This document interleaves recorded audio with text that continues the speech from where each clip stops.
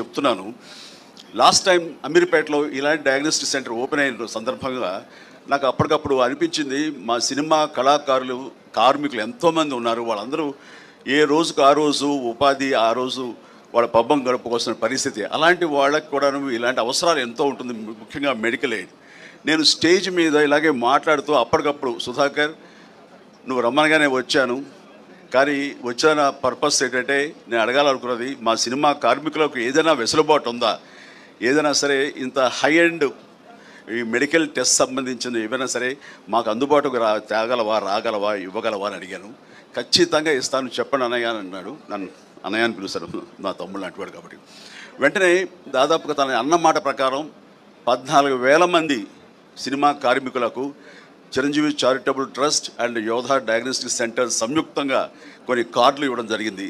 అది 14,000 మంది కేవలం ఆ ఇష్యూ చేసిన మెంబర్స్కి మాత్రమే కాదు, వాళ్ళ ఫ్యామిలీ మెంబర్స్ కూడా ఆ వెసులుబాటు ఇవ్వగలిగాడు. అంటే దాదాపు 14,000 ఇంటూ 5 మంది, వాళ్ళ అమ్మ, నాన్న, భార్య, బిడ్డ అంతమందికి ఇచ్చేలాగా తను సమాయుత్తం అయ్యాడు. ఈరోజు కూడా ప్రతి కార్మికులు అంటారు, సార్ మీరు ఆ రోజున మాకు ఇప్పించబట్టి, అక్కడ మాకు ఆ వెల్కమింగ్ ఉండబట్టి, అక్కడ వెసులుబాటు మాకు ఉండబట్టి మాకు ఎంతో కలిసి వస్తుంది. ఎంఆర్ఐ చేయించాలంటే మాకు 15,000 నుంచి 18,000 దాకా అవుతుంది, మాకు 5-6 వేలలో అయిపోతుంది యోధా డయాగ్నోస్టిక్ సెంటర్కి వెళ్తే.